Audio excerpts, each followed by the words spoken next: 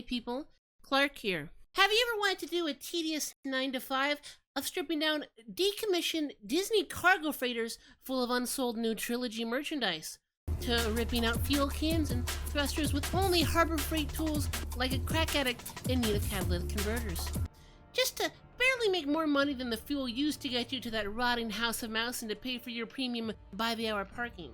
Have you ever wanted to learn the hard way the consequences of sipping on heavy helium to try and pull off a kawaii anime girl voice to start a successful career in VTubing and Dami Mommy ASMRs? I don't drink Mountain Dew because I heard it makes your penis...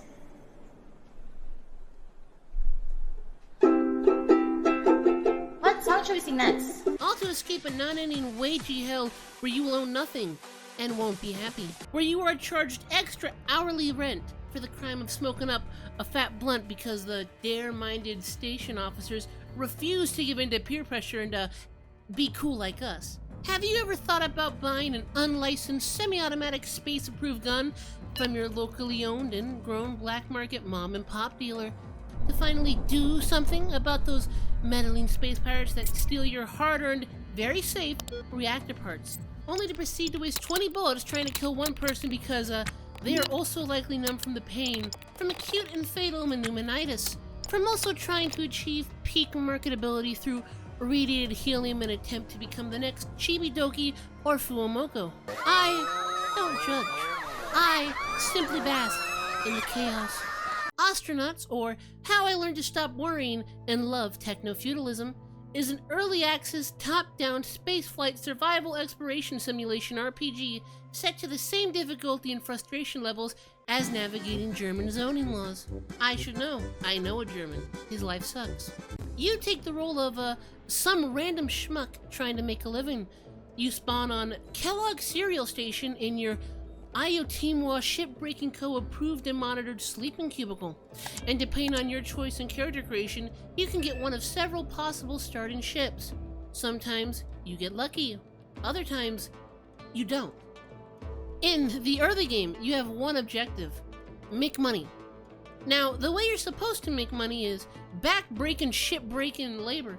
Or, if you're really shot of luck, running around the different levels of the station like a crack fiend, delivering chips and bandages for pocket change. The game doesn't want you to know this, but I'll show you later how to exploit this later for fat stacks. Salvaging is the intended way to make money in this game. Simply put, you get in your ship, go to one of the many derelict stations surrounding K-Leg, fly there, don't waste jet fuel, just go slow and fast forward, you'll thank me later, pull up to the station on your comm system, and communicate with the ship's Commodore PET 2001 from 1982 to initiate the docking minigame that I still see when I close my eyes. Congratulations, you've docked. Now put on your spacewalk suit and walk on board. Identify the most expensive components and rip them out with Home Depot branded power tools, and when you're good and filled and granted you are speedy and your battery hasn't run out of power, head back to K-Leg to sell your goods. All a day's work.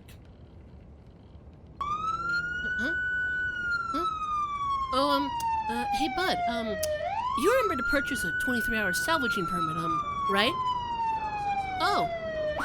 Well, you're on your own.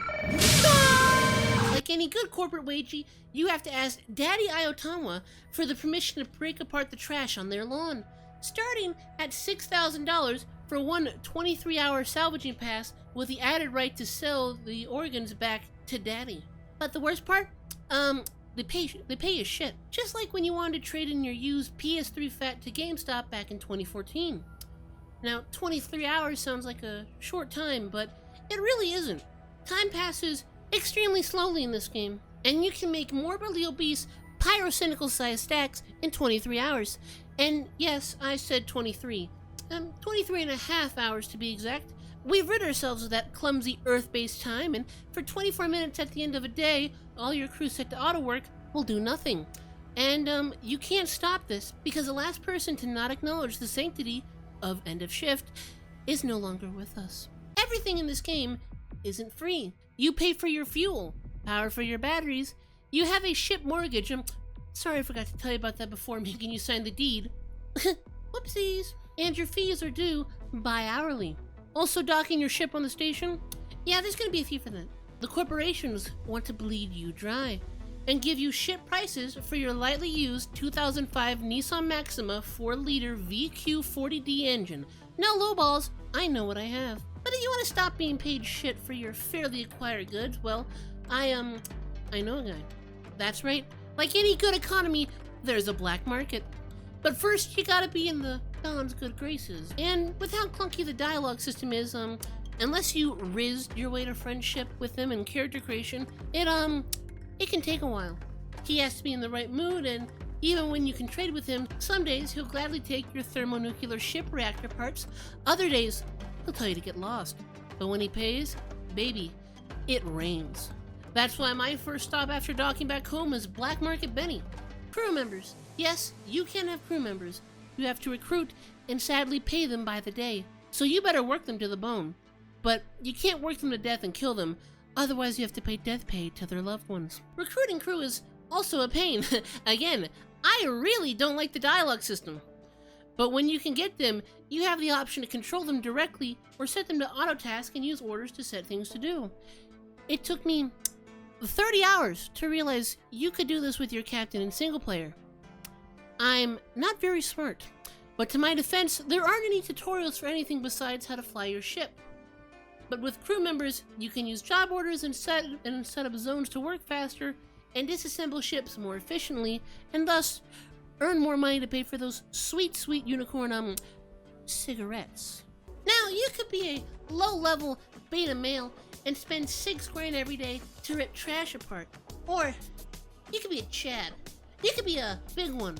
Get a 1-up on the corpos. Gig Nexus TM doesn't want you to know this, but by, utilizing the wonders of public transportation, we can get a 1-up on the corporations or some grieving widow by doing a reverse geo-pricing scam and cheesing how the game calculates gig payouts by distance to turn this simple investigation case of a modest 30-ish grand to $8 million. Simply check your local gig kiosk. If you see an investigate murder gig, you're good to go. Don't take it yet. First head to the ship ferry. Go $200,000 into debt to instantly travel to the furthest space airport. Ignore the story plot and head for a gig kiosk. Take that same investigate death dig, which now that you're very far away is worth a lot of money. Take it, go $200,000 more into debt to head back, get in your clunker, and head to the site as fast as you can. Bring your piece on you because sometimes the murderer is still around. Document the case to the minimum satisfaction and head back to turn it in. You are now a multimillionaire, able to pay back your $400,000 debt and use $100 bills to light your premium Damask Rose herbal cigarettes. Simply rinse and repeat multiple times until you have as much money as you want. Which was the case. Yeah, I kind of forgot to tell you, in true YouTuber fashion, this little known but powerful exploit the devs have not patched for almost a year, gets patched the day I finish this script. I don't know which gods I've angered, but it appears that the years of accumulated bad karma from shoplifting imported liquors from Safeway have finally caught up with me. So if you want to make even easier money, simply press F3, type in unlock debug, then after pressing enter, type in this command and whatever amount of money you want here, and there, even easier money. Now, is this cheating? Yes. But is it fair? Also yes. This game is early access, so bugs aren't just expected, they're part of the fun. And the multi-dozen hours grind to get a decent ship is also soul-breaking.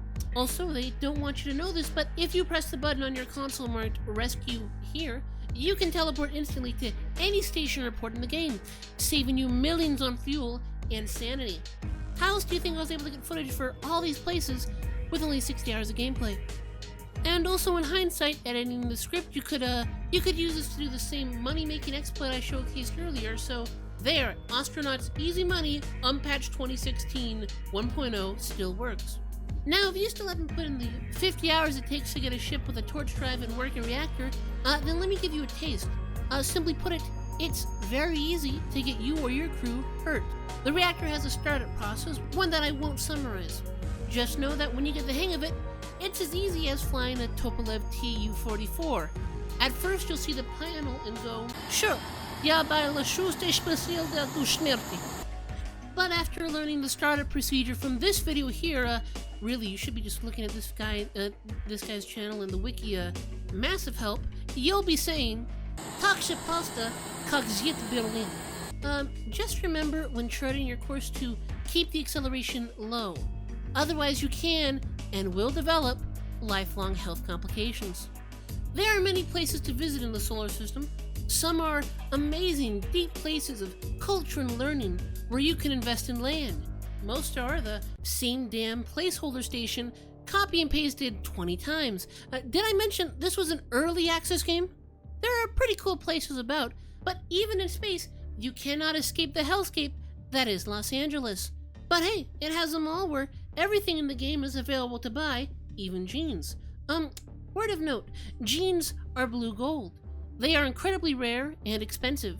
If you see a man wearing a pair of knockoff Chinese Levi's, assume they are at least a mid-level gangster and will fluff up your shit if you so much as glare at them wrong.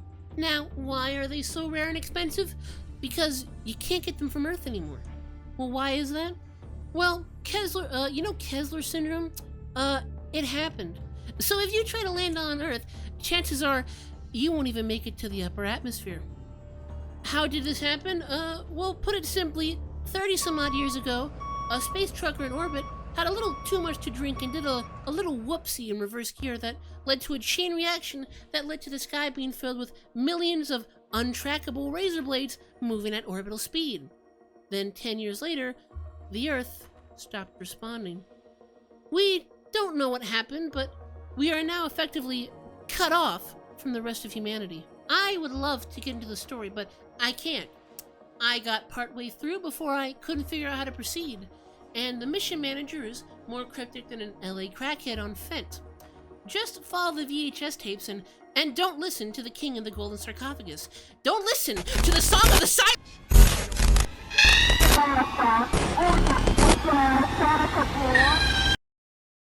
Now you may be asking, Clark, why are you ripping off famous YouTuber Sseth Tenzek, who I definitely said wrong?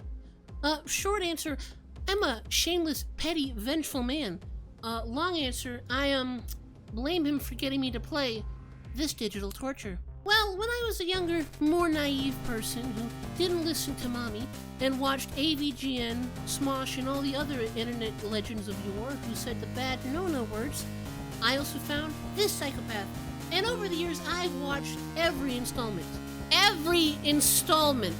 And one day, he had a video on this neat little indie game, Neo Scavenger, and I bought it and wasted hundreds of hours of my life learning, exploring this digital hell of depth as far down as an iceberg. Losing my sanity, uncovering every mystery, collecting baubles, and trying to find that damn shotgun. 10 out of 10 game would lose my sanity again. So when I saw the devs who made that game had a new game, and saw that it was on sale during the Steam Summer Sale, I just had to play it. I only have 60 hours of the time of this script, but I can tell it will be a long time till I see my family again.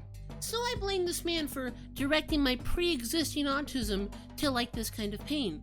I could have been smart and ragda autism, as the kids say, and maybe like math or civil engineering or some shit. But now, I run D&D, I'm a VTuber, and play simulation games so in-depth, one wrong click could ruin 30 hours of work.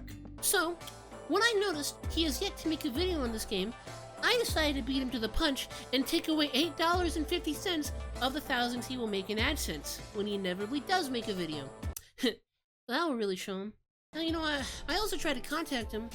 I thought I was being sneaky and found his uncensored email address in a video and sent him a lovely, non-threatening message. But it didn't send. Turns out my dyslexia misread the email. I thought the address read as Masud Operator, but in reality, I had been tricked by the chosen people once again. Sseth, I will find you. And when I do, I'll send 50 Hawaiian pizzas to your house that you'll have to awkwardly not pay for as I giggle like a little schoolgirl while hiding in the bushes across the street. This game is very nice and complex. There's a lot more I would love to show you. Things like asteroid mining, ship combat and piracy, pod racing for fat stacks of cash, and other things that I don't have time to explore because I found my real calling. Becoming a landlord in every station buying all the high-end apartments and living off the rent, while I live in the ultimate male living space while becoming a brand new Twitch streamer in the heart of LA. If I timed this video right, 1.1 should be coming out in a few days after I release this video. They're going to add bounty hunting, and all I ask the devs is that you add some way to get the Dogman fur coat. I don't care how or how much it costs. I want to look as dripped out as my Neo Scavenger character here. And I don't know, maybe like a little green guy I can carry on my back and make even more money from licensing his likeness to space Chinese toy factories. Normally, this is where Sseth would send his many thanks to the Merchants Guild.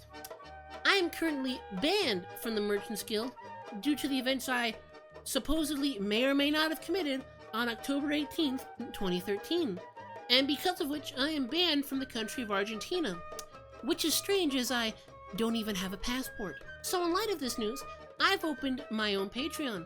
There's not much there right now, but if you give me your hard-earned Chinese yuan, I'll have stuff for you very soon. You've been a lovely audience, you 5 people, and I wish you a lovely day and more to come. Not as Sseth though.